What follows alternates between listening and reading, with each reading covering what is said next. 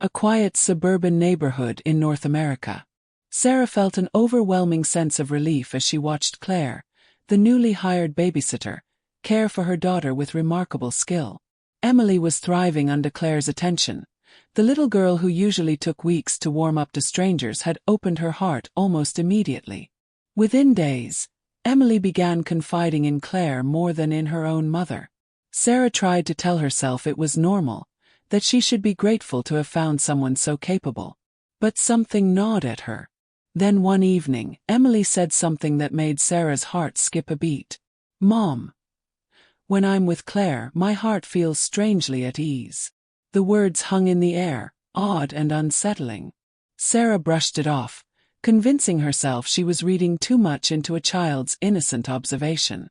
But the signs kept accumulating.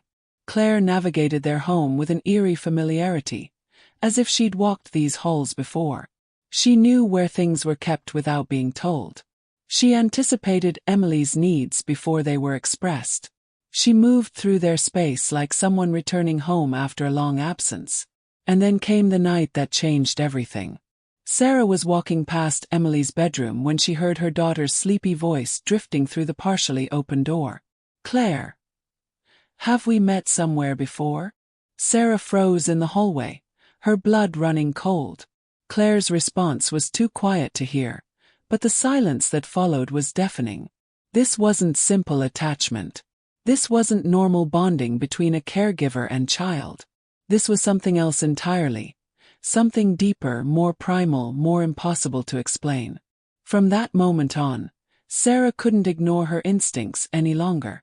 She began watching Claire more carefully, cataloging every strange coincidence, every moment of inexplicable familiarity, every look that passed between Claire and Emily that seemed to transcend their brief acquaintance.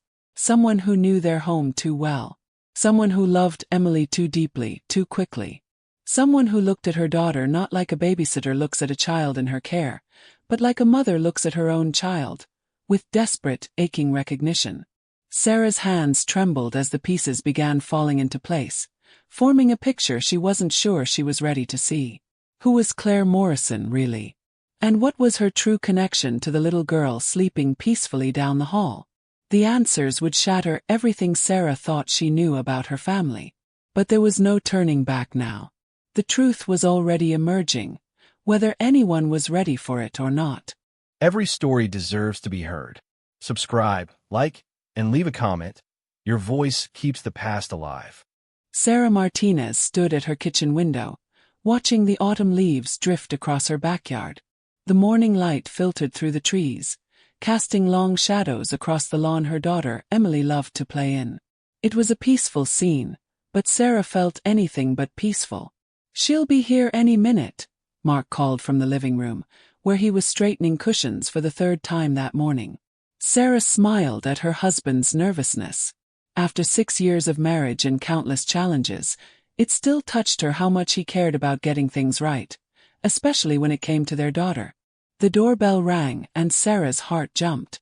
This was it, the 5th babysitter interview in 2 weeks, and she was beginning to lose hope. The first candidate had seemed promising until Emily walked into the room, and the woman's smile had turned forced and brittle. The second had excellent references but wanted a salary far beyond their budget. The third had been perfect on paper, but something in her eyes had made Sarah uneasy. The fourth never showed up. "I'll get it," Mark said, and Sarah heard him cross to the front door. Sarah took a deep breath and joined them in the entryway. Standing on their porch was a young woman who looked to be in her mid-20s, with long blonde hair pulled back in a neat ponytail and warm hazel eyes. She wore simple jeans and a cream-colored sweater, and carried herself with a quiet confidence that immediately put Sarah at ease. "Hi, you must be Claire," Mark said, extending his hand. "I'm Mark, and this is my wife, Sarah." "It's so nice to meet you both," Claire said, her voice soft but steady. She had a gentle smile that reached her eyes. "Thank you for inviting me to interview." As they settled in the living room, Sarah studied Claire more closely. There was something familiar about her, though Sarah couldn't quite place it. Maybe it was just the warmth of her presence, the kind of person you felt you'd known for years even upon first meeting. So, Claire, tell us a bit about yourself, Sarah began, pulling out the folder of questions she'd prepared. Well, I'm 26, recently moved to the area.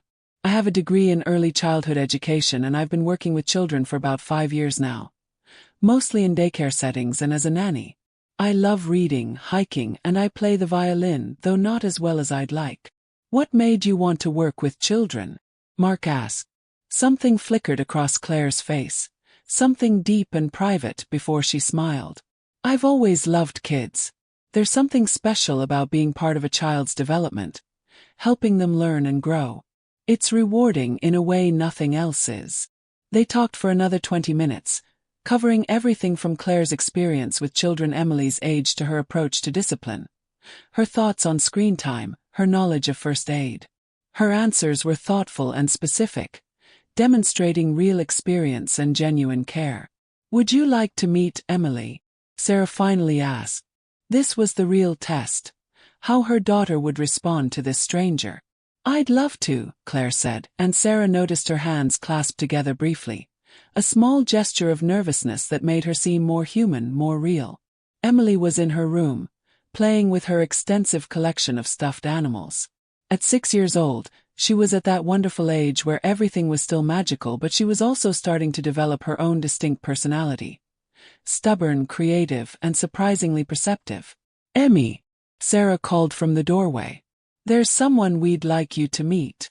Emily looked up, her dark curls bouncing as she turned. She had inherited Sarah's brown eyes and Mark's infectious smile, creating a combination that melted hearts wherever she went. This is Claire, Sarah said as Claire stepped into the room. She might be coming to spend time with you sometimes when Daddy and I are at work. For a moment, Emily just stared at Claire. Then something extraordinary happened. Emily's whole face lit up with a smile that Sarah had only seen a few times before, usually when meeting someone Emily instantly connected with. Hi, Emily said, walking right up to Claire with none of her usual shyness around strangers. Do you like unicorns? Claire laughed, and the sound was like wind chimes. I love unicorns. Is that a unicorn family you're playing with? Yeah. This is the mom, and this is the baby.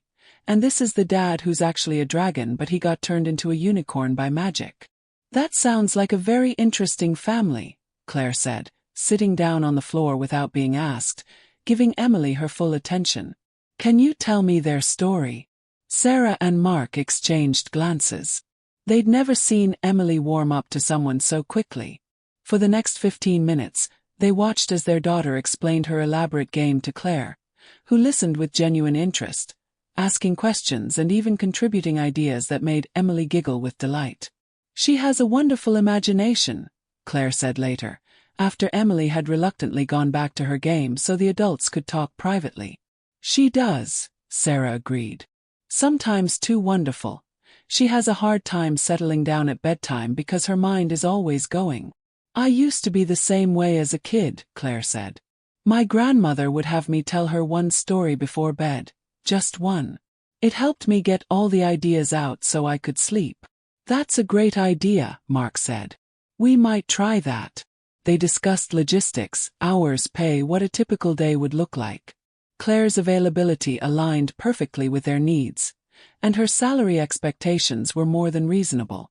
By the time she left, both Sarah and Mark felt the same thing. Relief. They'd found her. The perfect babysitter. So what do we think? Mark asked after Claire had driven away. I think she's exactly what we need, Sarah said. But even as she spoke, that nagging sense of familiarity tugged at her again. Had they met before? No, that was impossible. Claire had only recently moved to the area. She shook off the feeling. She was being paranoid, letting the stress of the past few weeks get to her. Claire was perfect. Excellent references, great with Emily, and something about her just felt right. They called Claire that evening to offer her the position, and she accepted immediately. I'm so excited to work with your family, Claire said, and there was something in her voice, an emotion Sarah couldn't quite identify. Happiness, certainly, but something deeper. Something that sounded almost like relief, or maybe even joy so profound it bordered on tears. We're excited too, Sarah said. Emily hasn't stopped talking about you since you left. She's a special little girl, Claire said softly. I can tell. Claire started the following Monday. Sarah had taken the day off work to help with the transition, wanting to make sure everything went smoothly. But her worry was unnecessary. Claire arrived right on time, remembered all the details they discussed about Emily's routine, and immediately fell into an easy rhythm with their daughter. Remember, she's allergic to tree nuts, Sarah said as she showed Claire around the kitchen. And she's particular about her sandwiches. She likes the crusts cut off and cut diagonally, not straight across. Diagonal cuts, no crusts, got it, Claire said with a smile. What Sarah didn't mention because she didn't think she had, was that Emily also preferred grape jelly to strawberry, liked her milk slightly warm rather than cold, and had a stuffed rabbit named Hopscotch that she needed to have with her for afternoon nap time. Yet somehow, when Sarah peeked in on them at lunchtime, Claire had made the sandwich exactly right, and when she checked on Emily during nap time, Hopscotch was tucked under her daughter's arm, with Claire sitting quietly in the corner reading a book. How did you know about Hopscotch? Sarah asked when Emily woke up. Claire looked momentarily flustered. Oh, Emily must have told me. Or maybe I saw him on her bed this morning. It was a reasonable explanation. Sarah must have simply forgotten telling Claire all these details during the interview. After all, she'd been so stressed about finding someone that the conversations had all blurred together. Over the next few days, Sarah found herself relaxing more and more. Claire was everything they'd hoped for and more. She was patient when Emily had a meltdown about wearing her rain boots. She was creative, turning a rainy afternoon into an indoor treasure hunt that had Emily squealing with delight. She was responsible, always texting Sarah and Mark updates and photos throughout the day. But there were little things that continued to nag at Sarah, though she tried to push them aside. Like the way Claire seemed to know where everything in the house was kept, even things they hadn't shown her. The extra paper towels in the garage, the flashlight in the drawer by the back door, the step stool that was usually kept in the pantry. How did you know we keep the step stool there? Sarah asked one evening, finding Claire using it to reach a high cabinet. Again, that brief flash of something in Claire's eyes before she smiled. Lucky guess. It's where I'd keep one too. Or the way Claire somehow knew all of Emily's preferences without being told. That she liked to play outside in the late afternoon when the sun wasn't too hot. That she got scared during thunderstorms and needed extra comfort. That she had an imaginary friend named Bella who always sat in a specific chair during snack time. She just really pays attention, Mark said when Sarah voiced her concerns one night. Isn't that what we wanted? Someone who really sees Emily. I know. I'm being silly. But she wasn't being silly, and some part of her knew it. There was something about Claire, about the way she looked at Emily with such intensity, such love, such longing, that went beyond the normal attachment of a babysitter to her charge. 2 weeks into Claire's employment, Sarah came home early from work to find Claire standing in the hallway outside what used to be a guest room but was now used for storage. Claire's hand was resting on the doorframe, and she was staring into the room with an expression Sarah had never seen on anyone's face before, a mixture of profound sadness and deep nostalgia. Claire. Everything okay? Claire startled badly, her hand dropping from the doorframe as if it had burned her. Yes, sorry, I was thinking this room would make a nice playroom for Emily. It has such good light. It was a reasonable thing to say. But the way Claire had been standing there, the distant look in her eyes, the gentle way her fingers had traced the doorframe, it hadn't looked like someone imagining future possibilities. It had looked like someone remembering the past. That night, Sarah lay awake long after Mark had fallen asleep. She kept replaying moments from the past 2 weeks in her mind. Claire's immediate connection with Emily. The way she seemed to anticipate Emily's needs before they arose. The familiarity with the house that seemed impossible for someone who'd never been there before. And most of all, the way Claire looked at Emily. Not like a babysitter looking at a child in her care, but like a mother looking at her own child. Like someone seeing the most precious thing in the world, something they'd lost and found again. Sarah told herself she was imagining things. that she was projecting her own insecurities about being a working mother onto an innocent situation. That Claire was simply an exceptionally good babysitter who loved her job and was naturally intuitive with children. But deep in her gut, in that place where mothers always know when something is wrong, Sarah felt the first stirring of real unease. Something wasn't right about Claire. Something about her presence in their home, her connection with Emily, the way she seemed to know things she shouldn't know. It all added up to something Sarah couldn't quite see yet. But she would. She was certain of that. Whatever Claire's secret was, Sarah would uncover it. Because Emily was her daughter and she would do anything to protect her. Even if that meant discovering truths she might not want to know. 3 weeks into Claire's tenure as their babysitter, Sarah began to notice the changes in Emily. Subtle at first, so subtle that Sarah almost missed them. But as the days passed, they became impossible to ignore. It started with breakfast on a Tuesday morning. Sarah was making Emily's usual oatmeal with brown sugar when her daughter wandered into the kitchen, still in her pajamas, rubbing sleep from her eyes. "Morning, sweetie," Sarah said, stirring the pot. "Oatmeal will be ready in just a minute." "Okay." Emily climbed into her chair, then added casually, "Claire makes it with honey instead of sugar. It's really good that way." Sarah paused, spoon suspended over the pot. "Does she?" "Yeah. And she adds cinnamon." "Can you add cinnamon, Mommy?" "Of course I can," Sarah said, trying to keep the hurt out of her voice. She'd been making Emily's oatmeal the same way for 3 years. Why had Claire changed it without asking? But that was just the beginning. The next day, Emily came home from school upset about a fight with her best friend Zoe. Sarah sat her down, ready to offer comfort and guidance the way she always did. But before Sarah could say anything, Emily said, "I'm going to wait to talk to Claire about it. She's really good at explaining feelings." "I can help you with feelings too, Emmy," Sarah protested gently. "I know, but Claire just... she gets it, you know?" Emily's 6-year-old logic was unassailable in her own mind. She wasn't trying to hurt Sarah. She was simply stating a fact as she saw it. That weekend, Sarah noticed Emily had started wearing her hair differently, in 2 braids instead of the single ponytail Sarah usually did.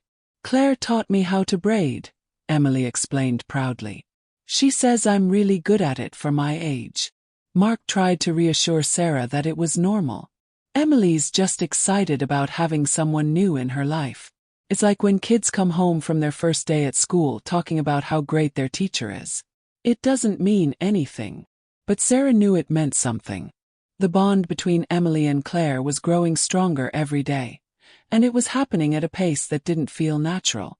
Emily, who had always been somewhat shy with new people, had opened up to Claire completely within days. Emily, who had always come to Sarah first with her problems, now waited for Claire. Emily, who had always been Mommy's girl, was slowly but surely becoming Claire's girl. One evening, Sarah was putting Emily to bed when her daughter said something that made Sarah's blood run cold. "Mommy, when I'm with Claire, I feel different." "Different how, baby?" Emily screwed up her face, trying to find the words. "Like warm inside. Like everything's going to be okay. And sometimes..." She paused, looking almost confused. "Sometimes I feel like I've known her for a really long time even though I just met her. Is that weird?" Sarah's heart was pounding. "No, sweetheart. Sometimes we just connect with people in special ways. Claire says I remind her of someone she used to know. Someone she loved very much." "Did she?" Sarah's voice came out strangled. "Did she say who?" "No.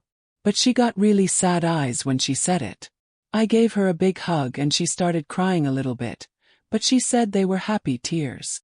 After Emily fell asleep, Sarah marched downstairs and confronted Mark in the kitchen. "This isn't normal," she said without preamble. "The way Emily has attached to Claire, it's too fast, too intense. Something is going on." Mark sighed, setting down his laptop. "Sarah, we've been over this. Claire is good with kids. Emily likes her. That's all there is to it." Emily said Claire told her she reminds her of someone she used to love. Someone who made her cry. What kind of babysitter says that to a 6-year-old? Maybe she had a younger sibling who died, or a niece. It could be anything. Or it could be something specific to Emily. Mark, I'm telling you, something is off. The way Claire looks at her, the way she knows things about her preferences that we never told her, the way Emily has bonded with her. It's not normal. You're jealous, Mark said gently. And I don't blame you. It's hard to see someone else connecting with your child. But Sarah, this is what we wanted. Someone who would really care about Emily, not just watch her. Sarah wanted to scream with frustration. How could she explain the feeling in her gut?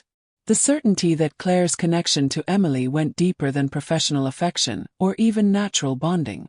The next day, Sarah decided to work from home, ostensibly to catch up on some projects, but really to observe Claire and Emily together. What she saw both reassured and disturbed her. Claire was wonderful with Emily. Patient, attentive, creative. She helped her with her homework using games that made learning fun. She read to her with different voices for each character. She listened to Emily's rambling 6-year-old stories with genuine interest and engagement. But it was the small moments that got to Sarah. The way Claire's hand would hover over Emily's hair as if wanting to stroke it but stopping herself. The way she watched Emily play. Her eyes filled with such tender longing that Sarah had to look away. The way she said, "I love you," when she thought no one was listening. Not the casual "love you, kiddo" that babysitters might say, but a deep, meaningful "I love you so much" that sounded like a vow. At one point, Sarah walked into the kitchen to find Claire looking at the photos on the refrigerator. Pictures of Emily's life from infancy to present. Claire was staring at a photo of newborn Emily in the hospital, her fingers almost touching the image. She was a beautiful baby, Claire said without turning around. Somehow she'd known Sarah was there. Yes, she was, Sarah replied carefully. You must have been so happy when you got to bring her home. We were. It was the best day of our lives. Claire was quiet for a moment. Do you ever think about her birth mother? Wonder about her? The question caught Sarah off guard. Sometimes, yes. I hope she's okay wherever she is. I hope she knows Emily is loved and happy. I'm sure that would mean everything to her, Claire said softly. Knowing her daughter was happy. There was something in Claire's voice that made Sarah's skin prickle. She started to ask more, but Emily came running in asking for a snack, and the moment was lost. That evening, after Claire had left and Emily was in bed, Sarah did something she'd been resisting. She went to her computer and really started digging into Claire's background.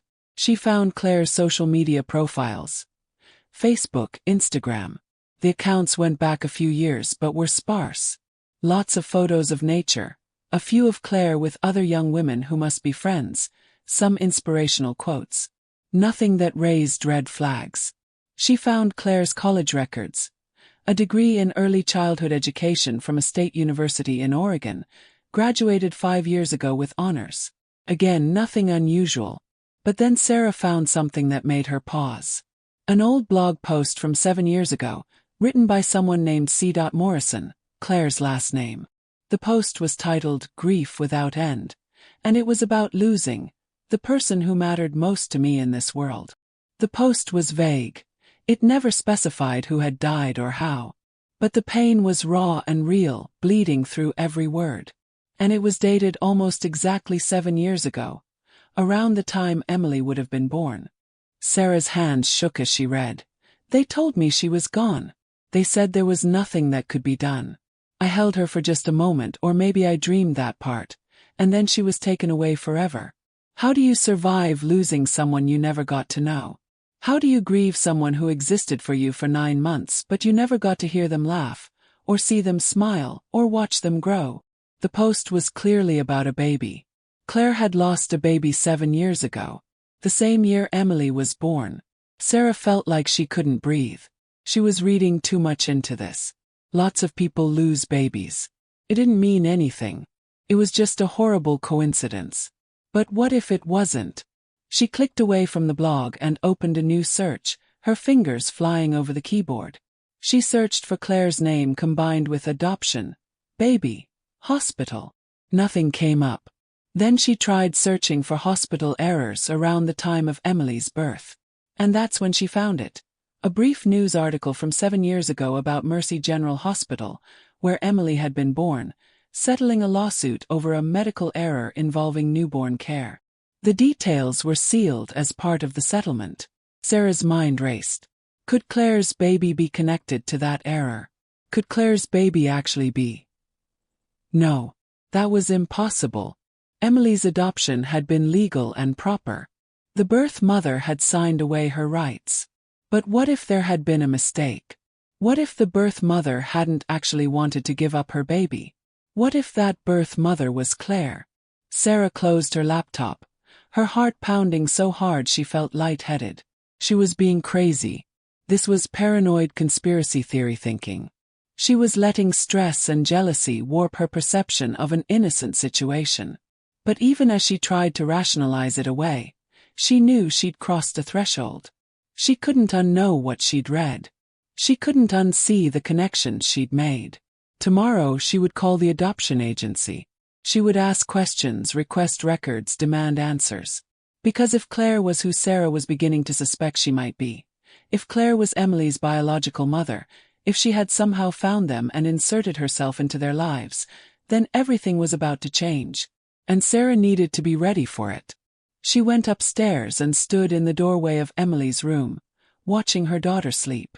Emily's dark curls were spread across her pillow, one arm wrapped around Hopscotch the rabbit. She looked so peaceful, so innocent, so unaware of the storm that might be coming. "I'll protect you," Sarah whispered. "No matter what." But even as she said it, she wondered. Protect Emily from what? From the truth. From her biological mother. From a complicated situation that might actually be beautiful in its own way. Sarah didn't have the answers yet. But she knew that finding them would change their family forever. The days turned into weeks, and what began as vague unease slowly crystallized into something Sarah could no longer ignore. It started with small things, details so minor that mentioning them to Mark would have sounded paranoid. One afternoon, Sarah came home early from work to find Claire in the kitchen, preparing Emily's snack. Nothing unusual about that, except Claire had opened the cabinet where they kept Emily's special gluten-free crackers without hesitation, without searching. That cabinet looked identical to 3 others in the kitchen. "How did you know which one?" Sarah asked, trying to keep her voice casual.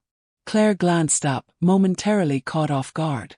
"Oh, I think Emily showed me last week." But Sarah knew Emily hadn't. Her daughter had been at a playdate that entire week after school. Then there was the incident with the bedroom. Sarah had been looking for Claire one evening and found her standing in the hallway outside what used to be a guest room. Claire was just standing there, one hand resting on the doorframe, staring into the space as if remembering something. "Everything okay?" Sarah had asked. Claire startled, her hand dropping to her side. "Yes, sorry. This room has good light. I was thinking it would make a nice reading nook for Emily." It was a reasonable thing to say. But the way Claire had been standing there, the distant look in her eyes, the gentle way her fingers had traced the doorframe, it felt like nostalgia, not observation. Sarah began to pay closer attention. She noticed how Claire knew exactly where the spare batteries were kept, even though Sarah herself sometimes forgot. How Claire instinctively avoided the 3rd step on the staircase, the one that creaked loudly, something it had taken Sarah months to remember when they first moved in. One evening, while Claire was giving Emily a bath, Sarah found herself standing in the hallway, listening. Not to anything suspicious, just to the sound of her daughter's laughter, the splash of water, Claire's gentle voice guiding her through washing her hair. Sounded so natural, so practiced, as if they'd done this 1,000 times before. Sarah shook her head, trying to dismiss the thought. She was being ridiculous. Claire was simply good at her job, intuitive, observant, detail-oriented. These were qualities Sarah had wanted in a babysitter. But then came the photograph incident. Sarah kept a small box of old photos in the living room closet, pictures from her own childhood that she occasionally looked through with Emily, showing her daughter what Mommy had been like as a little girl. One afternoon, Sarah found the box sitting on the coffee table, several photos spread out beside it. Claire was sitting on the couch, holding one of the photos. Sarah at age 7, standing in this very living room, which had been her own childhood home before she and Mark had bought it from her parents 5 years ago. "I'm sorry," Claire said quickly, seeing Sarah's expression. "Emily wanted to see pictures of you as a kid. I hope that's okay." "Of course," Sarah replied, but her heart was pounding. Because Claire was holding that photo with both hands, staring at it with an intensity that went beyond polite interest. "This house," Claire said softly, almost to herself. "It looks exactly the same." Sarah froze. "What did you say?" Claire looked up, seeming to realize she'd spoken aloud. "I just meant the architecture. These older homes in the neighborhood, they all have similar layouts. Classic design." It was a reasonable recovery. But Sarah had heard what Claire actually said. "It looks exactly the same." Not, "It probably looked the same back then," or "These old houses don't change much." Exactly the same. As if Claire had seen it before. That night, after Claire had gone home and Emily was asleep, Sarah sat Mark down at the kitchen table. "I need to talk to you about Claire," she began. Mark looked up from his laptop, already defensive. "Sarah, not this again. Claire is great. Emily loves her, she's reliable, professional." "She knows things she shouldn't know," Sarah interrupted. "What kind of things?" "Where we keep everything. The layout of the house. She knew which step on the staircase creaks. She knew Emily had a gluten allergy before we told her." "Maybe you did tell her and forgot," Mark suggested gently. "You've been stressed with the new project at work." "I didn't forget, Mark. And today I found her looking at my childhood photos. She said something strange, that the house looks exactly the same." Mark sighed. "Sarah, you're reading too much into this. Maybe she grew up in a similar house. Maybe she's just really observant. These aren't signs of anything sinister. Then why does it feel like she's been here before?" Sarah's voice cracked slightly. "Why does it feel like she already knows Emily? Not getting to know her, but already knows her." Mark reached across the table and took her hand. "I think you might be feeling a little threatened. It's natural. Another woman is spending a lot of time with our daughter, and Emily's really bonded with her. That doesn't mean anything is wrong. It means Claire is good at her job." Sarah wanted to argue, but how could she explain the feeling in her gut? The sense that when Claire looked at Emily, there was something more than professional affection in her eyes. Something deeper, more primal. "Just promise me you'll pay attention too," Sarah finally said. "Watch how she interacts with Emily. See if you notice anything unusual." "I promise," Mark agreed, though his tone suggested he was humoring her. But Sarah couldn't let it go. Over the next few days, she found herself cataloging every small inconsistency, every moment that felt off. Claire knew Emily's favorite lullaby, a song Sarah's own mother used to sing, not something popular or common. Claire called the backyard garden the sunny spot, which was exactly what Sarah's family had called it growing up. Claire seemed to anticipate Emily's moods, knowing when she needed space and when she needed comfort, with an accuracy that seemed impossible for someone who'd only known her a few weeks. One evening, Sarah stood in the doorway of Emily's room, watching as Claire tucked her daughter in. The babysitter's movements were so tender, so full of longing, that Sarah felt like she was intruding on something private. "Sweet dreams, little one," Claire whispered, brushing Emily's hair back from her forehead. The gesture was simple, loving, and somehow heartbreaking. After Claire left that night, Sarah made a decision. She needed to know more about who Claire really was. Tomorrow, she would start digging into Claire's background, beyond the references and resume that had seemed so perfect. Because Sarah was beginning to suspect that Claire's connection to this house, to this family, went deeper than anyone realized. And whatever the truth was, Sarah needed to find it, before it was too late. As she lay in bed that night, unable to sleep, Sarah kept replaying Claire's words in her mind. "It looks exactly the same." What if Claire hadn't been talking about the house? What if she'd been talking about something else, or someone else? What if Claire had been here before, not as a visitor, but as something more. The thought made Sarah's blood run cold, and she knew with absolute certainty that she wouldn't rest until she uncovered the truth. It was a Saturday morning when everything shifted into sharper focus. Mark had taken Emily to her soccer game, and Claire had the day off. Sarah found herself alone in the house, surrounded by the quiet that used to feel peaceful but now felt heavy with unspoken questions. She made coffee and sat at the kitchen table, staring at her phone.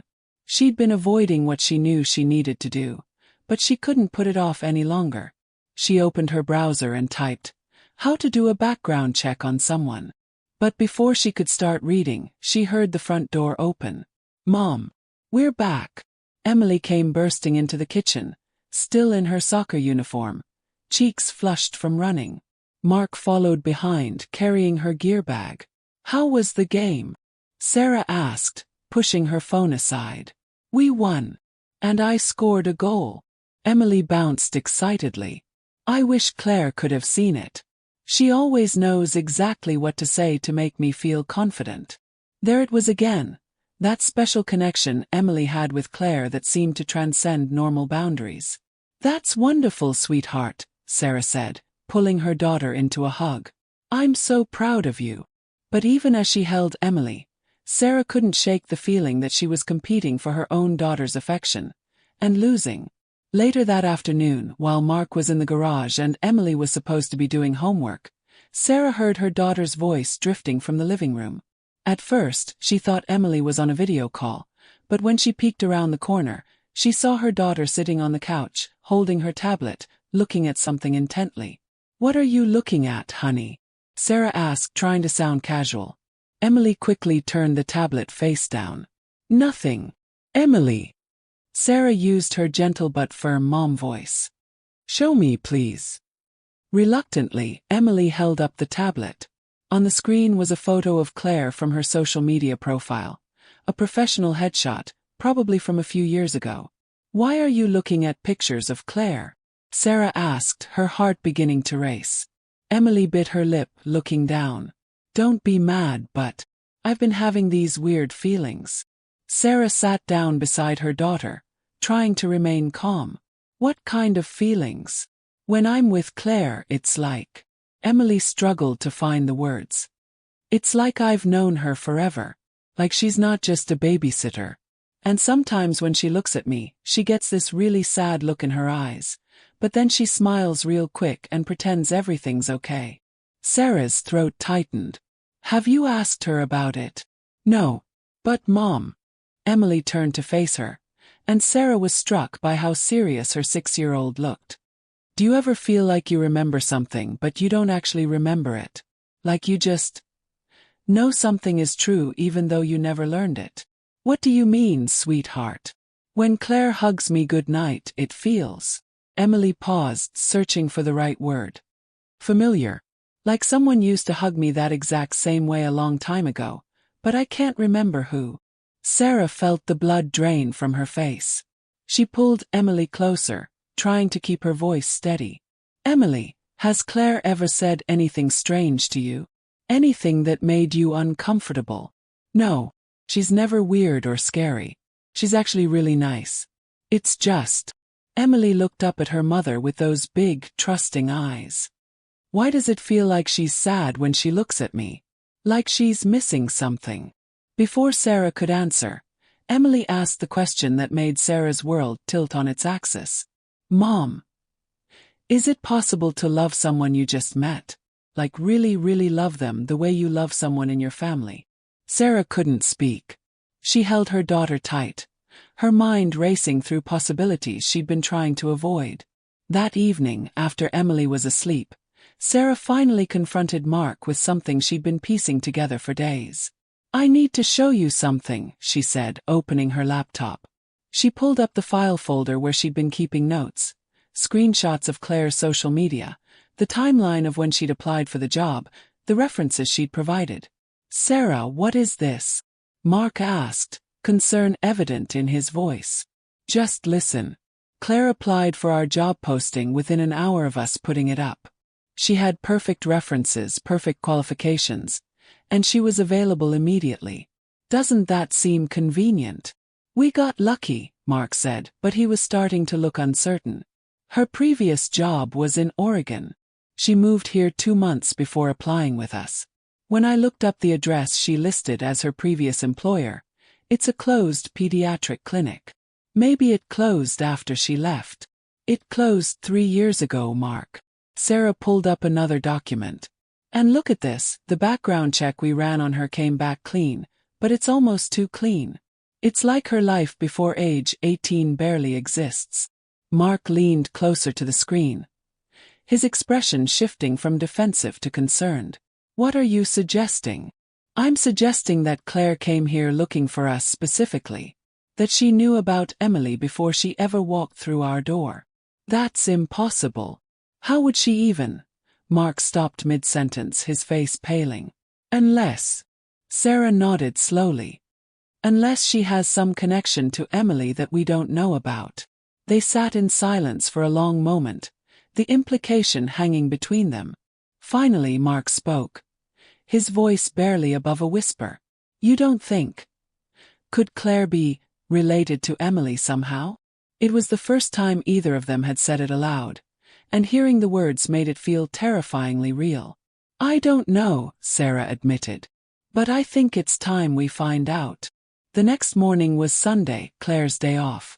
Sarah spent the morning in her home office while Mark took Emily to the park, giving her time to do what she'd been avoiding. She pulled out the small filing box she kept in her desk, the one containing all of Emily's adoption paperwork. She'd looked through it dozens of times over the years, especially in the early days when she was still processing the miracle of becoming a mother. But this time she read every word with new eyes. Emily had been born at Mercy General Hospital. The birth had been complicated, an emergency C-section due to fetal distress. The birth mother had been young, unmarried, and according to the notes, had been sedated during much of the delivery due to complications. The next part of the record had always made Sarah sad. Due to a medical error in the aftermath of the delivery, the mother and baby had been separated for several days. By the time the hospital realized their mistake and tried to reunite them, the mother had already signed away her parental rights, believing she would never see her child again. Or at least, that's what the records claimed. Sarah had always accepted this story at face value. It was tragic but not uncommon in the complex world of adoption. But now, reading it again, questions bloomed in her mind. What if the mother had never actually wanted to give up her child? What if she'd spent the last 6 years searching for the baby that had been taken from her? What if she'd finally found her? Sarah's hands shook as she pulled out the one piece of information that had always been kept confidential. The birth mother's name. It was redacted in every official document, protected by privacy laws. Sarah had never tried to find it before. It had seemed like a violation of someone's privacy, and she'd been content with the family she had. But now she needed to know. She picked up her phone and called the one person who might be able to help. Her lawyer friend, Jennifer. Jen, I need a favor, Sarah said when she answered. And I need you not to ask too many questions. That sounds ominous. What's going on? I need to find out information about Emily's birth mother. Is there any legal way to access sealed records? There was a pause on the other end. Sarah, you know those records are sealed for a reason. It would require a court order, and you'd need to prove there's a compelling reason. What if I think the birth mother has found us? What if she's already in our lives? Another pause, longer this time. Okay, now you need to tell me everything. Sarah spent the next 20 minutes laying out her suspicions about Claire. To her credit, Jennifer listened without interrupting, though Sarah could hear her skepticism. Look, Jennifer finally said, what you're describing could be coincidence. But if you really think Claire might be Emily's birth mother, there's a much simpler solution than trying to unseal records. What's that? Ask her. Sarah laughed bitterly. Just ask her. Hey Claire, are you secretly Emily's biological mother? Yes, actually. Sarah, if she is who you think she is, she's been dropping hints all along, probably hoping you'd figure it out. Maybe she's waiting for you to confront her. Maybe she wants the truth to come out but doesn't know how to do it herself. Sarah hadn't considered that perspective. What if Claire was as trapped by this situation as Sarah felt? And if I'm wrong? Sarah asked. If she's just a really good babysitter and I'm being paranoid? Then you apologize and move on. But Sarah, from everything you've told me, I don't think you're wrong. And Emily is already noticing something is off. You need to address this before it affects her more than it already has. That afternoon, Sarah sent Claire a text. Can you come over tomorrow evening? Mark and I need to talk to you about something. Nothing bad, just important. The response came quickly. Of course. What time? As Sarah typed back a time, she noticed her hands were shaking. Tomorrow, she would finally ask the question that had been burning in her mind for weeks. And somehow, she already knew what the answer would be. That night, as Sarah tucked Emily into bed, her daughter looked up at her with those thoughtful eyes. Mom, can I ask you something? Of course, baby. When Claire comes tomorrow, are you going to ask her about the sad eyes? Sarah's breath caught. Sometimes Emily's perceptiveness was startling. Maybe, Sarah admitted. Would that be okay with you? Emily thought about it seriously. Yeah. Because I think she wants to tell us something, but she's scared. And I don't want her to be scared. She's too nice to be scared. Sarah kissed her daughter's forehead, marveling at her capacity for empathy. You're very wise, you know that. I know, Emily said with a small smile. Claire tells me that too. As Sarah turned off the light and closed the door, she wondered what tomorrow would bring. But one thing was certain. Whatever truth emerged, it would change their lives forever. Monday morning arrived with a gray sky that matched Sarah's mood. She'd barely slept, her mind churning through possible scenarios of how the evening's conversation with Claire might unfold. Mark had taken the day off work, sensing the gravity of the situation, and they'd arranged for Emily to have a playdate at a friend's house, somewhere safe and fun, away from whatever revelations might come. Are you sure about this? Mark asked for the third time as they sat at the kitchen table, nursing their coffee. No, Sarah admitted. But we have to know. Before Mark could respond, Sarah's phone rang. It was Jennifer, her lawyer friend. I did some digging, Jennifer said without preamble. Off the record, unofficially. And I'm not admitting to anything that might have bent some rules. Sarah's heart began to pound. What did you find? The birth mother's name is Claire Elizabeth Morrison. She was 20 years old at the time of Emily's birth. The records show she was a college student, no family support, and the pregnancy was complicated from the start. Sarah felt the room spin. Claire Elizabeth Morrison. There's more, Jennifer continued. The medical error that separated them wasn't just a simple mistake. According to notes I found in the hospital's incident report, which again I definitely didn't access illegally, Claire was told her baby had died. She was sedated after the C-section due to complications, and when she woke up, a nurse mistakenly told her the baby hadn't survived. Oh my God, Sarah whispered. She signed the adoption papers believing she was signing death certificates. By the time the hospital realized the error, Claire had left. They tried to contact her, but she dropped out of school, disconnected her phone, and essentially disappeared. The hospital was terrified of a lawsuit, so they buried it.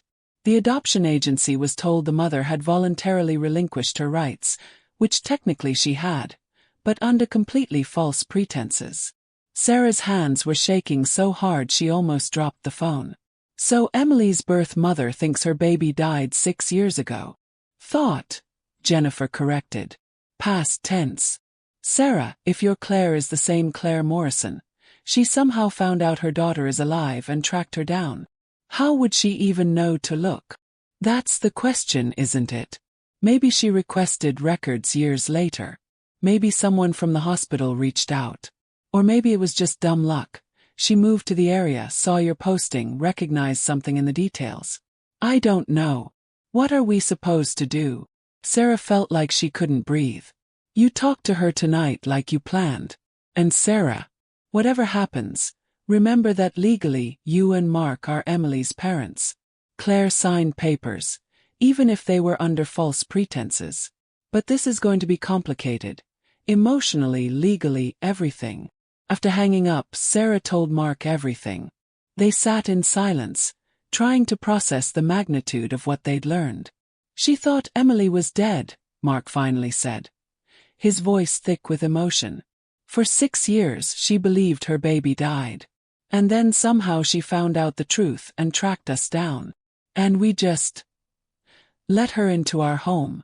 We let her take care of Emily without knowing any of this. Because we didn't know. We couldn't have known. Sarah stood up, pacing the kitchen. But Emily knew somehow. She felt the connection. She knew something was different about Claire. Kids are intuitive, Mark agreed. But Sarah, what are we going to do? We can't just pretend we don't know now. We do exactly what we planned.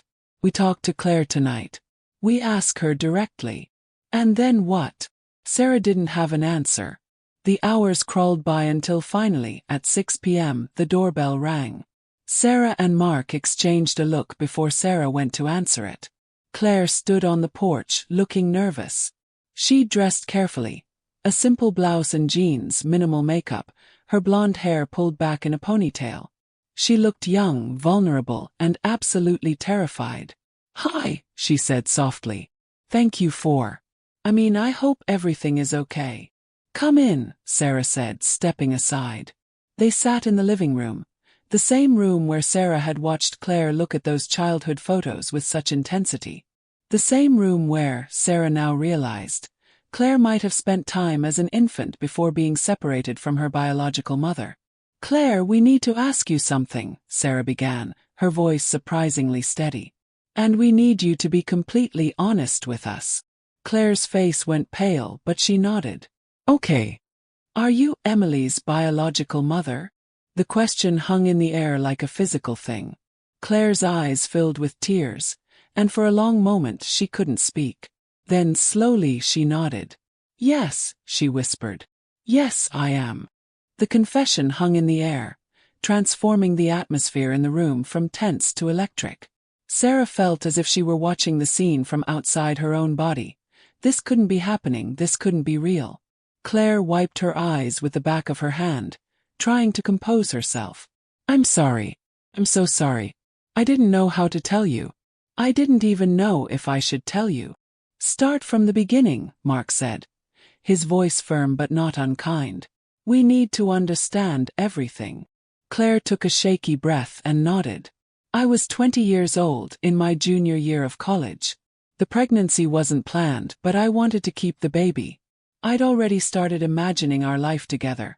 I was going to take a semester off, figure it out, be a good mom."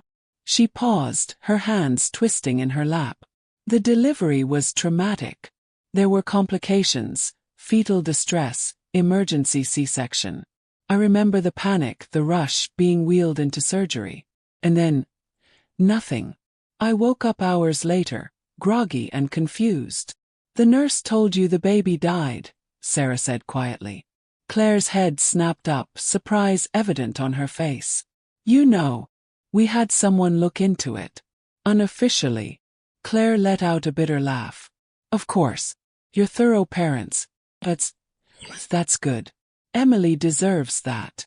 She took another breath, steadying herself. "The nurse who told me was crying. She said there had been complications during the delivery, that my baby's heart had stopped. She said they'd tried everything. I was still sedated, still confused, and I believed her." Tears were streaming down Claire's face now. "They brought me papers to sign. I thought they were death certificates, paperwork to donate her body to science, I don't know. I was barely conscious. I just signed whatever they put in front of me." "But they were adoption papers," Mark said. "Yes. I found out later that because I'd signed them, even though it was under completely false information, the adoption was legally processed. By the time I was coherent enough to ask questions, I'd been discharged. My baby was gone. I went home and tried to figure out how to keep living." Sarah felt tears on her own cheeks. Whatever she'd expected, the reality was so much worse. "How did you find out she was alive?" 2 years ago, Claire said. "I was seeing a therapist trying to deal with the trauma. She suggested I request my medical records, said it might help with closure. When I got them, I found notes that didn't match what I'd been told. References to a healthy infant, notes about adoptive parents, discharge times that made no sense if my baby had died. Her voice grew stronger, anger mixing with the pain. I started digging. I filed requests, called lawyers, spent every penny I had. It took me 18 months to get someone to admit the truth, that there had been a mistake, that my baby had been given up for adoption while I was told she was dead. My God, Sarah breathed. I tried to find her through the adoption agency, but everything was sealed. I couldn't get any information about where she'd gone, who had adopted her, anything. It was like she'd been erased from my life completely. So how did you find us? Mark asked. Claire looked down at her hands. I didn't at first. I moved here because I had a distant cousin in the area, and I needed a fresh start. I'd given up on finding her. I thought I'd never know what happened to my daughter. She looked up at them, and there was something like fate in her eyes. Then I saw your job posting. You were looking for a babysitter for a 6-year-old girl. The age was right. And the address. This was your house growing up, Sarah said suddenly, pieces clicking into place. That's why everything felt familiar. Not mine, Claire corrected. My grandmother's. I spent every summer here until I was 12 and she died. She left the house to my mother, but my mother sold it when I was in high school. I hadn't been back in over a decade. Sarah thought back to her own childhood in this house. My parents bought it when I was 7. From someone's estate sale. Probably my mother's, Claire said. When I saw the address in your job posting, my hands started shaking. The house where I'd spent my happiest childhood summers. And someone was looking for a babysitter for a 6-year-old girl. Felt like, I don't know, destiny. A sign. So you applied, Mark said. I applied. I told myself it probably wasn't her, that I was being crazy. But then you invited me for an interview and I walked into this house and it was like stepping back in time. And then, her voice broke. Then I saw Emily. And I just knew. I don't know how to explain it, but I knew. The way she looked at me, the way she smiled, it was like looking in a mirror. She has my eyes, my nose, even some of my mannerisms. I couldn't believe it. After all that searching, all that grief, she was right here. Why didn't you tell us immediately? Sarah asked, though her tone wasn't accusatory. She genuinely wanted to understand. Because I was terrified, Claire admitted. What was I supposed to say? Hi, I'm the mother you stole from. You didn't steal anything. You adopted a baby legally, you gave her a good home. You're her parents. And I'm just the woman who gave birth to her. You're more than that, Sarah found herself saying. You're her biological mother. You have rights. Claire shook her head vehemently. Do I? Legally I signed papers. I gave up my rights, even if I didn't understand what I was doing. I looked into it. There's no guarantee I could get them back, even with proof of the hospital's mistake. It would be a court battle that could take years and would traumatize Emily. She looked at both of them with desperate intensity. I didn't come here to take her away from you. Please believe that.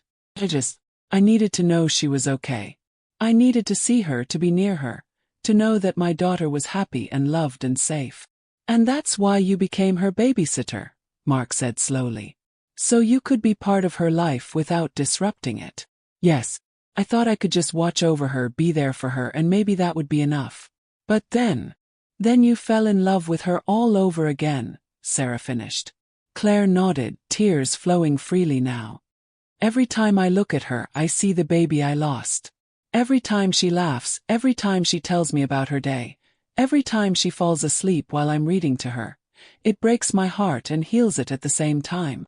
The room fell silent except for the sound of Claire's quiet crying. Sarah looked at Mark, seeing her own turmoil reflected in his face. This was their daughter, the child they'd raised and loved for 6 years. But it was also Claire's daughter, stolen from her by a horrific mistake. Emily knows something is different about you, Sarah said finally. She told me she feels like she's known you forever. Like your family. Claire's eyes widened.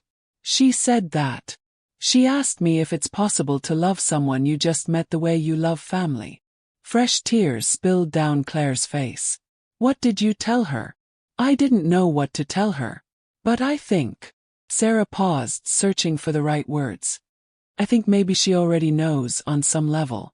That connection between mother and child. Maybe it doesn't just go away because of paperwork and mistakes. What happens now? Claire asked, her voice small and frightened. Do you want me to leave? Do you want me to stay away from her? Sarah looked at Mark again. They'd been together for 10 years, married for 8, and parents for 6. They'd always been able to communicate without words, and now was no different. In his eyes, she saw the same confusion, the same fear, but also the same love for Emily that she felt. We don't know, Mark said honestly. This is unprecedented. We need time to think, to figure out what's best for Emily. Of course, Claire said quickly. I'll resign, effective immediately. I'll stay away, No, Sarah interrupted. She was as surprised by the word as everyone else, but once she said it, she knew it was right. No, you don't need to leave. Not yet. Sarah, Mark started, but she held up her hand. Emily loves her. And Claire, she turned to the younger woman, you've been nothing but wonderful to our daughter. Whatever happens, whatever we decide, it needs to be done carefully. For Emily's sake.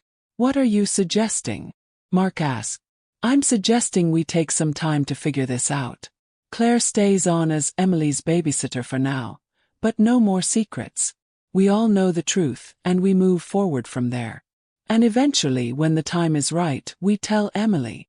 Tell her what? Claire whispered. Sarah took a deep breath. The truth. That she has 2 mothers who love her very much. That her story is complicated, but it's also full of love. Claire covered her face with her hands, sobbing. I don't deserve this. I don't deserve your kindness. This isn't about deserve, Sarah said gently. This is about what's best for Emily.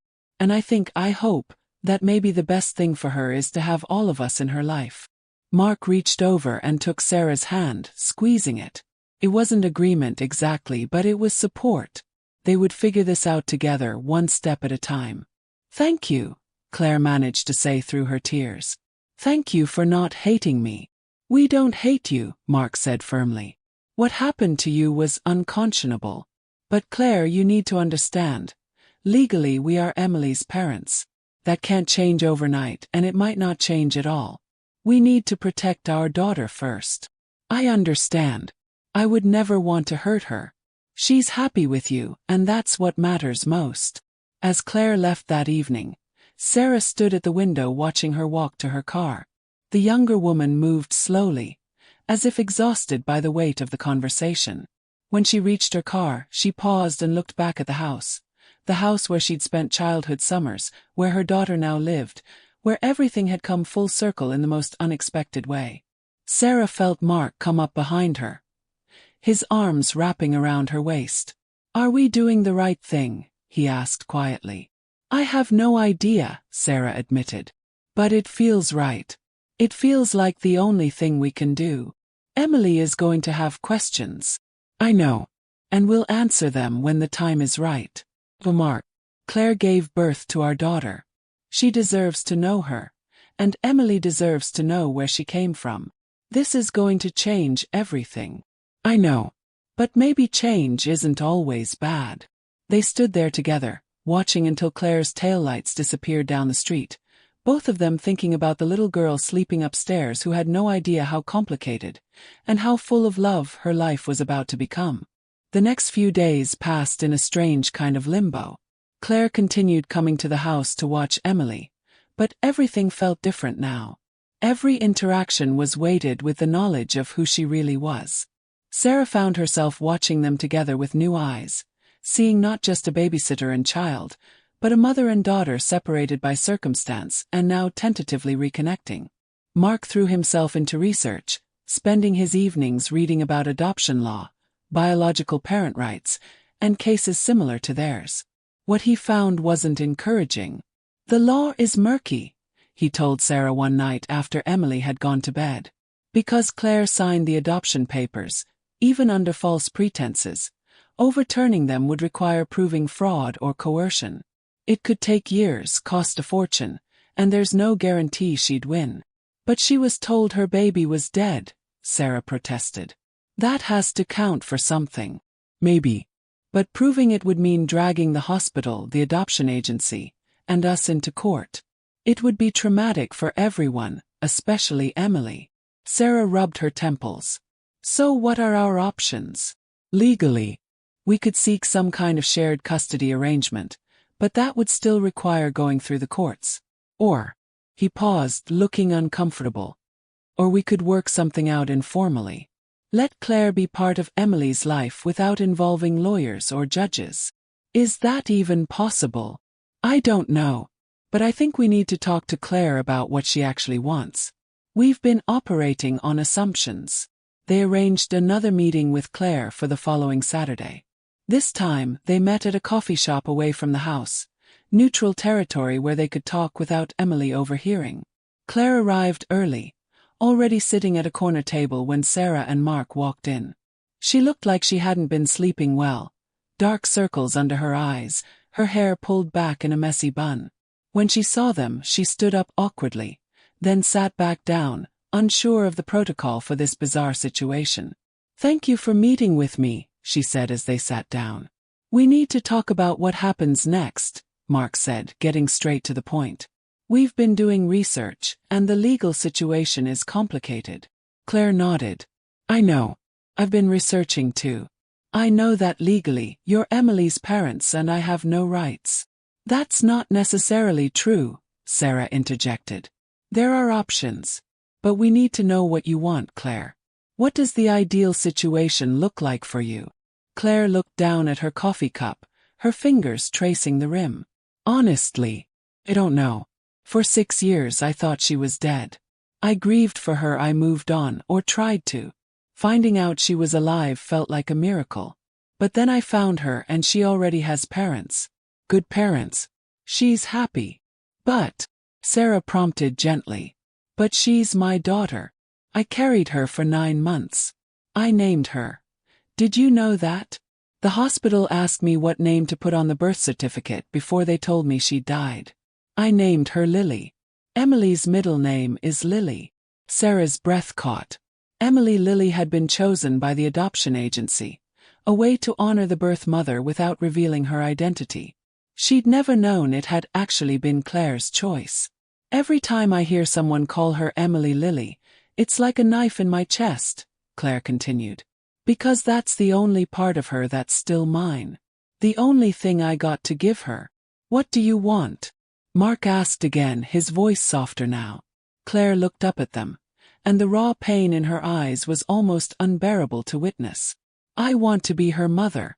I want to tuck her in at night and kiss her scraped knees and help her with homework and watch her grow up. I want all the things that were stolen from me." Sarah felt her chest tighten with fear and protectiveness. "But," Claire continued, and her voice firmed, "I also know that's not possible. Or at least not in the way I imagined. You've been her parents for 6 years. You're the one she calls mom and dad. You're the one she runs to when she's scared or hurt. And I would never want to take that away from her." "So what are you asking for?" Sarah asked. "I don't know. Maybe I could just be Aunt Claire. Someone who's in her life, who loves her, who she can count on. Maybe as she gets older you could tell her the truth, and she could decide what relationship she wants with me. I just don't want to disappear from her life. I can't lose her again." Mark leaned back in his chair. "That's actually one of the options we were considering. Shared parenting of a sort, but without the legal complications. You'd be okay with that?" Claire looked between them incredulously. "You'd really let me stay in her life?" "I think we have to," Sarah said slowly. "Emily already loves you. If we suddenly cut you out, it would hurt her. And honestly," she paused, choosing her words carefully, "I think you deserve to know your daughter. What happened to you was wrong. We can't fix the past, but maybe we can try to make the future better." Claire's eyes filled with tears. I don't understand why you're being so kind to me. I'm a threat to your family. You're not a threat, Mark said firmly. You're Emily's biological mother, and you love her. That doesn't threaten our relationship with her. We raised her, we love her, and nothing changes that. But you deserve to know her too. There would need to be boundaries, Sarah added. Clear rules about what you can and can't do, what you can and can't tell Emily. At least until she's old enough to understand everything. Of course. Anything you want. They spent the next hour hammering out the basics. Claire would continue as Emily's babysitter, but they'd also include her in family activities occasionally. Weekend outings, dinner once a week, holidays. To Emily she'd be Aunt Claire, a close family friend. When Emily was older, they agreed to revisit this when she turned 10. They would tell her the truth about her adoption and let her decide what relationship she wanted with Claire. It wasn't perfect. It wasn't even close to ideal. But it was a start. As they stood to leave, Claire reached out and grabbed Sarah's hand. Thank you. You're giving me a gift I never thought I'd have. We're doing this for Emily, Sarah said, but not unkindly. She deserves to have all of us in her life. That evening they sat Emily down for a conversation. Sweetheart, we want to talk to you about Claire, Sarah began. Emily looked up from her coloring book, immediately alert. Is she okay? Is something wrong? No, nothing's wrong, Mark assured her. Actually, we were thinking we might spend more time with Claire. Would you like that? Maybe she could come to dinner more often, or come with us when we go to the park. Emily's face lit up. Really? That would be so cool. Can she come to my birthday party? And maybe to the zoo next week? Sarah and Mark exchanged a look. Emily's enthusiasm was both heartwarming and heartbreaking. Yes, she can come to those things, Sarah said. We were thinking Claire could be like an aunt to you. Part of our family. Like Aunt Rachel? Emily asked, referencing Mark's sister. Sort of like that, yes. Yay! Emily threw her arms around Sarah's neck. I love Claire. She's the best. And now she gets to be part of our family. As Emily ran off to call her friend and share the news, Sarah felt tears streaming down her face. Mark pulled her into his arms. We're doing the right thing, he murmured. I know it's scary, but it's right. What if Emily finds out the truth and hates us for lying to her? We're not lying. We're just waiting for the right time. And when that time comes, we'll all be there to help her understand. Over the next few weeks, they settled into a new rhythm. Claire came to dinner every Wednesday. She joined them for Emily's soccer games and dance recitals. She was there for movie nights and weekend trips to the aquarium. To any observer, she looked like exactly what they'd told Emily she was. A beloved aunt, a close family friend. But Sarah could see the way Claire watched Emily, the way her hand sometimes trembled when she helped Emily with her homework, the way her eyes filled with tears when Emily spontaneously hugged her.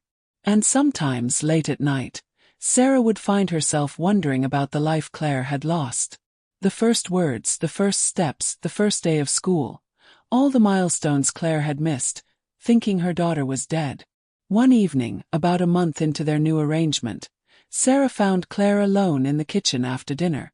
Emily was upstairs getting ready for bed, and Mark was helping her find her favorite pajamas. Can I ask you something? Sarah said, leaning against the counter. Of course. Do you resent us for having the years with her that you didn't get? Claire was quiet for a long moment. Sometimes, she finally admitted. When I think about everything I missed, it physically hurts. But Sarah, you gave her a good life. You loved her when I couldn't. You were the mother she needed. But you're her mother too. Biologically, yes. But you're her real mother, the one who was there for every moment. I'm grateful I get to know her now. That's more than I ever thought I'd have. Sarah felt something shift in her chest, a recognition of shared love for the same child. She asks about you, when you're not here. She wants to know everything about you. Really? Claire's face lit up. Really? She wants to know your favorite color, your favorite food, what you wanted to be when you grew up. She's fascinated by you. What do you tell her? The truth. As much as we can without revealing everything. But Claire. Sarah paused. I think we might need to tell her sooner than we planned. She's smart and she's starting to notice things. The way you look at her, the way you know things about her that you shouldn't know. She asked me yesterday if you might be her real mom.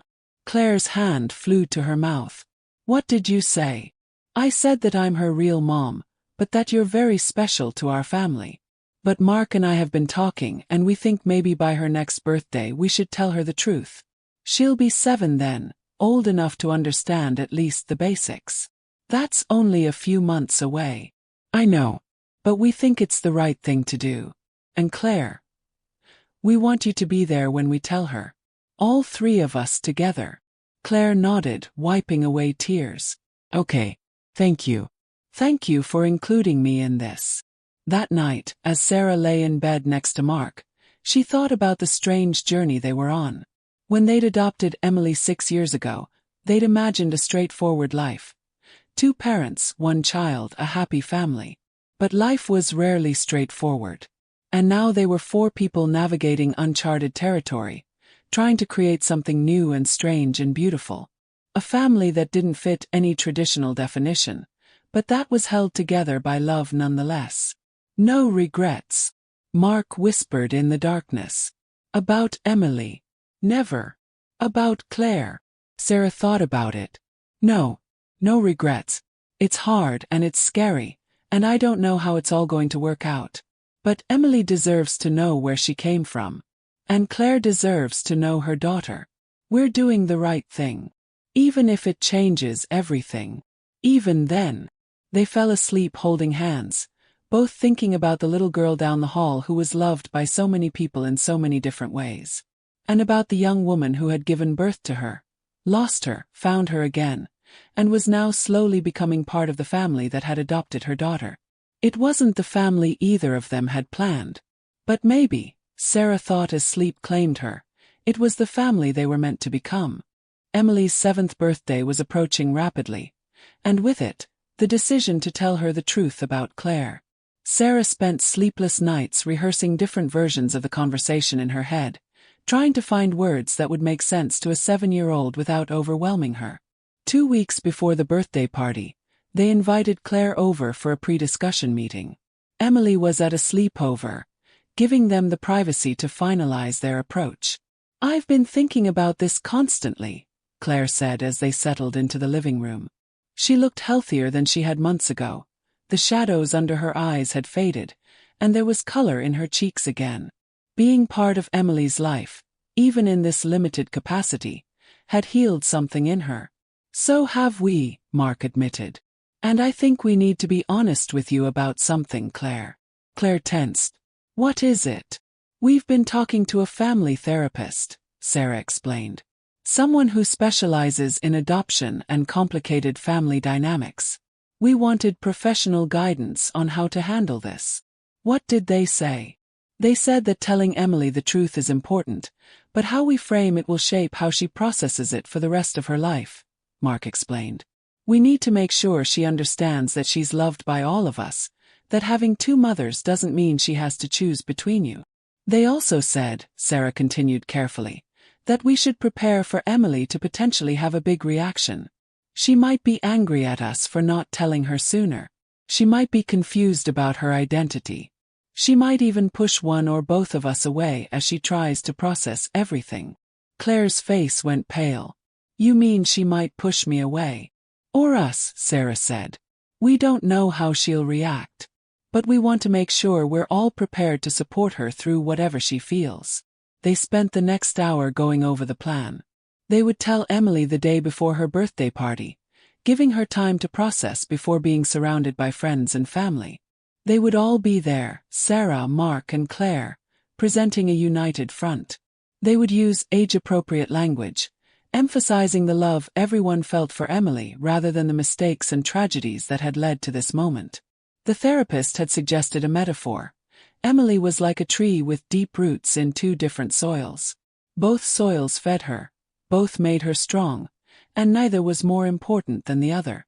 As Claire left that evening, she hugged Sarah tightly. No matter what happens tomorrow, thank you for giving me this chance. These past months with Emily have been the happiest of my life since I lost her. You didn't lose her, Sarah said gently. She was taken from you. That's different. Either way, thank you for giving her back to me, even if it's not in the way I originally imagined. The next day arrived too quickly. Emily came home from school excited about her upcoming birthday party, chattering about which friends she'd invited and what kind of cake she wanted. Sarah's heart ached watching her daughter's innocence, knowing they were about to complicate her world forever. Claire arrived at 4 p.m. as planned. Emily ran to hug her as always, and Sarah saw Claire close her eyes, savoring the moment, perhaps knowing that after today, Emily might not hug her the same way again. Emily, sweetie, can you come sit with us in the living room? Sarah called. We want to talk to you about something important. Emily's smile faded slightly. Am I in trouble? No, baby, not at all. We just have something we need to tell you. They all sat down, Sarah and Mark on the couch, Emily between them, and Claire in the armchair across from them. Emily looked between the three adults, clearly sensing the gravity of the moment. You know how much we all love you, right? Mark began. Yes, Emily said slowly. And you know that you're adopted, that you grew up in Mommy's tummy but you came to live with us when you were a tiny baby. Emily nodded. They'd always been open about her adoption, though they'd never shared details about her birth mother. Well, Sarah continued, her voice shaking slightly, we have something to tell you about the person who gave birth to you. About your birth mother. Emily's eyes widened. Do you know her? Did you find her? Yes, sweetheart. We know her. You know her too. Emily looked confused. I do. Sarah took a deep breath. Emily, your birth mother is Claire. The room fell into absolute silence. Emily stared at Sarah, then at Mark, then slowly turned to look at Claire. The little girl's face was a canvas of emotions. Confusion, disbelief, wonder. Claire is my. But that means. Emily's voice trailed off as she tried to process. Claire leaned forward, her voice gentle. It's true, Emily. I'm the person who gave birth to you. I'm your biological mother. But Mommy said my birth mother couldn't take care of me. That she had to give me up. That's what we thought happened, Sarah explained. But the real story is more complicated than that. When you were born, there was a mistake at the hospital. Terrible mistake. Claire was told that you had died. Emily's eyes grew huge. She thought I was dead. Yes. For 6 years, Claire believed you hadn't survived. She didn't give you up because she wanted to. She was told you were gone. But then she found out the truth, and she started looking for you. And she found me. Here. Emily looked around the room as if seeing it with new eyes. This house used to belong to Claire's grandmother, Mark explained. Claire spent summers here when she was little, just like you live here now. When she saw our address in the job posting for a babysitter, she realized it was possible you might be her daughter. And when she met you, I knew, Claire said softly. The moment I saw you, I knew you were my little girl. You have my eyes, my smile. I could feel it in my heart. Emily was quiet for a long moment, processing. Then she asked, why didn't you tell me before? We wanted to, Sarah said. But we also wanted to wait until you were old enough to understand. And we wanted to make sure that everyone, you, me, Daddy, and Claire, we wanted to make sure we all felt ready. Do you? Emily's voice was small, uncertain. Do you want me back? Is Claire going to take me away? No. All three adults said in unison. Claire moved from her chair to kneel in front of Emily. Sweetheart, I would never take you away from your family. Sarah and Mark are your parents. They've loved you and raised you and taken care of you. I could never replace them. But you're my mom too, Emily said, and it wasn't quite a question. I'm your birth mother, Claire clarified. I brought you into the world, and I love you so much. But Sarah is your mom, the one who's been there for every scraped knee and bad dream and happy moment. I'm someone who loves you very much and wants to be part of your life, if you'll let me. Emily looked at Sarah. Mommy, are you sad that Claire is my birth mother? Sarah felt tears streaming down her face. No, baby. I'm not sad. I'm actually glad. Claire is a wonderful person and she loves you so much. I think you're lucky to have so many people who love you. So Claire isn't going away. Not if you don't want me to, Claire said. I would love to keep being part of your life if that's okay with you. Emily thought about this seriously. Then she asked, Can I call you Aunt Claire still? Or do I have to call you Mom? Claire smiled through her tears. You can call me whatever makes you comfortable. Aunt Claire is perfect. But you are kind of like another mom, Emily said thoughtfully. Like a bonus mom. A bonus mom, Claire repeated and laughed wetly. I like that. Emily turned back to Sarah and Mark. So I have a mom and a dad and a bonus mom. If that's how you want to think of it, yes, Mark said. That's actually really cool, Emily decided. None of my friends have a bonus mom. The adults shared relieved glances. It was going better than they'd dared to hope. But then Emily's face fell. Were you sad when you thought I was dead? She asked Claire. Claire's composure finally cracked. I was heartbroken, sweetheart. It was the saddest thing that ever happened to me. I'm sorry you were sad. It's not your fault. None of this is your fault. Emily thought for another moment. Then, with the straightforward logic of a 7-year-old, she said, Well, I'm alive now, and we found each other, so maybe it's okay now? Claire pulled Emily into a hug, sobbing. Yes, baby. It's okay now. Sarah watched them, feeling Mark's arm around her shoulders. This was her daughter, the child she'd raised, loved, and considered hers for 6 years. But she was also Claire's daughter, bound by biology and loss and an unexpected reunion. After a while, Emily pulled back from Claire and looked at all 3 adults seriously. I have one rule though. What's that? Sarah asked. Nobody can have more secrets. If there are any more big things about me, you have to tell me. Deal. Deal, they all agreed. Emily nodded, satisfied. Then, with the resilience of childhood, she asked, Can we have ice cream now? Talking about big feelings makes me hungry. As they moved to the kitchen, Emily walking between Sarah and Claire, chattering about her birthday party the next day, Sarah felt something settle in her chest. Peace maybe. Or acceptance. Later that evening, after Claire had gone home and Emily was in bed, Sarah and Mark stood in their daughter's doorway, watching her sleep. She took that better than I expected, Mark whispered. She's amazing, Sarah agreed. But I think the harder conversations are still coming. As she gets older, she'll have more questions. We'll deal with them together. All of us. Sarah turned to look at her husband. Do you ever regret how complicated this has become? No. I think about what Emily said, that she has a bonus mom. That's actually a beautiful way to look at it. She's not losing anything, she's gaining something. And us. Do you think we're losing anything? Mark pulled her close. No. Emily is our daughter. She always will be. But she's also Claire's daughter. And maybe that's okay. Maybe families don't have to look one specific way. In her room, Emily stirred in her sleep, a small smile on her face. She was dreaming of her birthday party, of cake and presents and all the people who loved her. She didn't yet fully understand everything that had happened, all the pain and loss and eventual reunion that had brought her to this moment. But she understood the important part. She was loved. By her mom and dad, by her bonus mom, by everyone around her. And maybe that was all a 7-year-old really needed to know. The next day, Emily's birthday party was a success. Claire was there, helping to serve cake, organizing games, taking photos. To the other parents, she was just Aunt Claire, a close family friend. Only Sarah, Mark, and Emily knew the truth. At one point, Sarah found herself standing next to Claire, both of them watching Emily play with her friends. Thank you, Claire said quietly. For sharing her with me.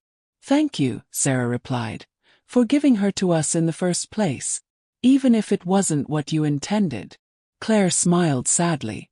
I used to have dreams about what my life would have been like if the hospital hadn't made that mistake. I'd imagine taking her to her first day of school, teaching her to ride a bike, all of it. Those are my memories now, Sarah said gently. And I can't change that. But maybe we can make new memories together. All of us. I'd like that. As the party wound down and parents started arriving to pick up their children, Emily ran over to Sarah and Claire, throwing an arm around each of them. Best birthday ever, she declared. Because I got to spend it with both my moms. Some of the other parents heard and gave confused looks, but Sarah just smiled and kissed the top of Emily's head. Both your moms love you very much, she said. I know, Emily replied confidently. Then she ran off to say goodbye to her friends, leaving Sarah and Claire standing together. This is going to be complicated, Claire said. Probably, Sarah agreed. But I think complicated can also be beautiful. Over the following months, they found their rhythm. Claire officially became Aunt Claire to the outside world, but within their small family unit, they all understood what she really was. She came to dinner twice a week. She attended Emily's school events. She was there for holidays, sitting at the table alongside Sarah's parents and Mark's sister, part of the extended family. Emily adjusted remarkably well. She had questions, of course, lots of them. Why had the hospital made such a terrible mistake? Could she see pictures of Claire when she was pregnant? Did she have any half-siblings? No, but Claire promised if she ever had more children, Emily would be told immediately. Sometimes Emily would test boundaries, playing the two mothers against each other in the way children do. But Aunt Claire said I could. She'd protest when Sarah said no to something. They had to have a unified conversation about respecting both mothers' rules. Other times, Emily would surprise them with her insight. One evening she asked Sarah, "Do you ever feel sad that you're not my birth mother?" Sarah had been honest. Sometimes, yes. When I think about not having those first 9 months with you. But then I remember that I got to be there for your first word, your first step, your first day of school. I got to be your mommy in all the ways that mattered. And Aunt Claire is my mommy in different ways. Exactly. There are lots of ways to be someone's mother. Emily had seemed satisfied with that answer. The legal situation remained unchanged. Sarah and Mark were Emily's parents in the eyes of the law, and after extensive discussions, they all agreed that was how it should stay, at least for now. Claire had no interest in a custody battle that would traumatize Emily, and Sarah and Mark recognized Claire's moral right to be part of their daughter's life. A year after the revelation, Sarah found a letter Claire had written to Emily, meant to be opened when she turned 18. In it, Claire explained everything. Her side of the story, the grief she'd felt, the miracle of finding her daughter again. She thanked Sarah and Mark for being the parents she couldn't be.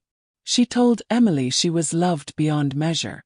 Sarah put the letter away carefully, knowing that someday Emily would need to read those words. But for now, for these years of childhood, they were all just living their lives. 2 mothers, 1 father, and 1 remarkable little girl, creating their own definition of family. On a crisp fall evening 2 years after the truth came out, they all sat together in the backyard. The sunny spot, as Claire's grandmother had called it. Emily was playing nearby, chasing fireflies with a net, her laughter carrying on the breeze. "Do you think she'll resent us when she's older?" Sarah asked quietly. "For the complexity we've brought into her life."